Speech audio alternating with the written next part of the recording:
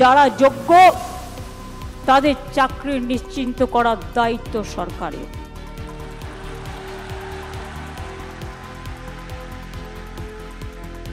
পরিষ্কার বলছি, কোনো রাগঢাক নেই। সুপ্রিম কোর্টের আইন অনুযায়ী করব। কিভাবে করব? যখন কেউ পথ দেখায়, পথের মধ্যেই পথ খুঁজে নেয়। আপনাদের তো কেউ চাকরি টার্মিনেট করেনি এখনো পর্যন্ত, করেছে কি? কোন নোটিশ পেয়েছেন? আপনার বিরুদ্ধে দুর্নীতি না যদি প্রমাণ করতে পারে তো কি আপনাকে কেউ যেতে বারণ করেছে?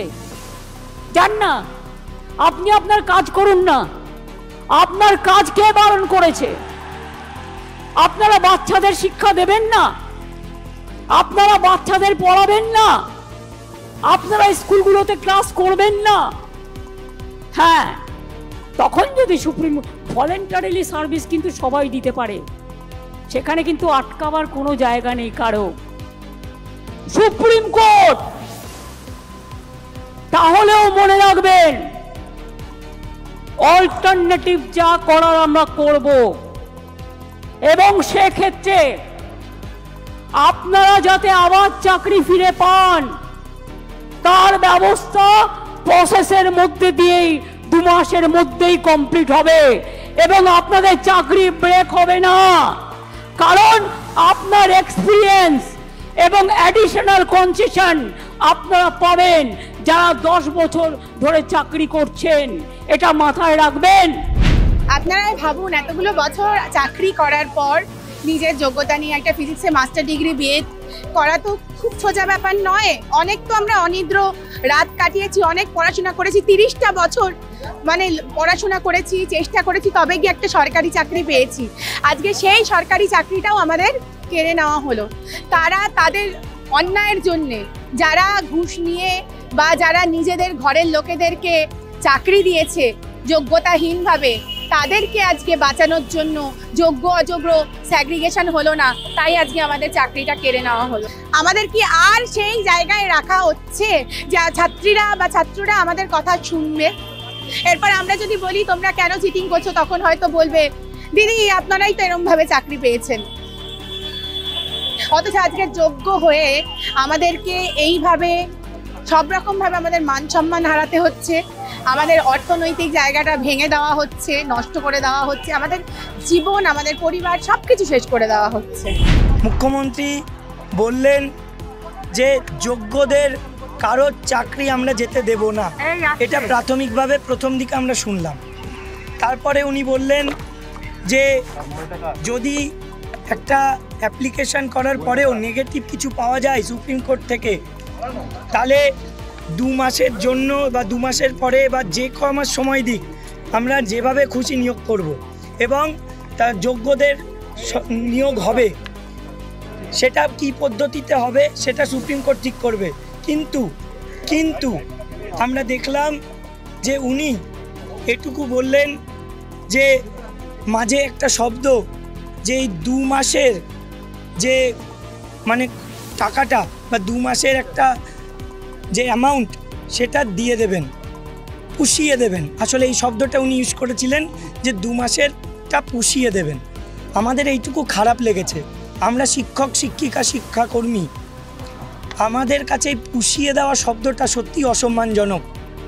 যাই হোক, মুখ্যমন্ত্রী এটাও বলেছেন যে যোগ্যদের চাকরি যাবে না, যোগ্যদেরকে যে কোনো মূল্যে উনি বাঁচাবেন, সেটা আইনি লড়াইয়ের মাধ্যমেও। কিন্তু শেষে গিয়ে আমরা দেখলাম মুখ্যমন্ত্রী এটাও বললেন যে যোগ্যদেরটা আমরা এখন দেখছি, অযোগ্যদেরটা পরে ভাববো। এখানেও আমাদের খারাপ লাগার বিষয় যে জায়গায় এই যে 26,000কে বাঁচাতে গিয়ে আজকে আমাদের এই দুর্দশা দেখতে হলো, সেখানে দাঁড়িয়ে আজকেও উনি এই কথা কেন বললেন যে আগে যোগ্যদেরটা দেখে নিই, তারপরে অযোগ্যদেরটা ভাববো। আমরা সত্যি এই বক্তব্যে আসা হতো। আমরা মুখ্যমন্ত্রীর কাছে এটুকুও শুনেছি যে এখনই টার্মিনেশন লেটার গভর্নমেন্ট দিচ্ছে না। টার্মিনেশন না দেওয়া মানে আমাদের চাকরি যাচ্ছে না আপাতত, স্যালারি বন্ধ হবে না আপাতত। কিন্তু এটার তো কোনো সুরাহা নয় এটা তো কোনো একদম পার্মানেন্ট সলিউশন নয় যে আমরা যে জায়গাটায় ছিলাম সেই জায়গাটা সুরক্ষিত থাকছে, আমাদের চাকরিটা তাহলে আলটিমেটলি হারানোর দিকেই, সেটা কি আর বাঁচানো যাবে না? এই সদুত্তর কিন্তু এখনো পুরোপুরিভাবে আমরা পাইনি। মুখ্যমন্ত্রীর কাছে আমরা আরেকটা জিনিস শুনেছি যে উনি বলেছেন যে এই একটা খেলা চলছে বিরোধীদের খেলা নয়, আমাদেরকে নিয়ে রাজ্য সরকারও যেমন খেলা খেলেছে বলেই আজকে আমরা এই পজিশনে। আর এখন বিরোধী রাজনৈতিক দল হোক আর যে কোনো রাজনৈতিক দল সবাই মিলেই তো খেলছে, আমরা তো এখন ভোট ব্যাংক।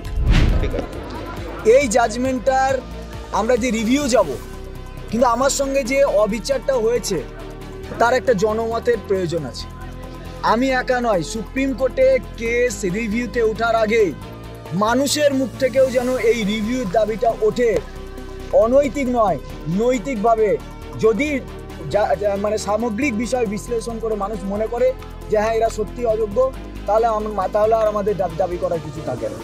তার সেই জনমত আমরা গঠন করতে পারি একমাত্র রাস্তা থেকে, একমাত্র আন্দোলন থেকে। তাই আন্দোলন থেকে সরে যাওয়া আমাদের পক্ষে সম্ভব নয়।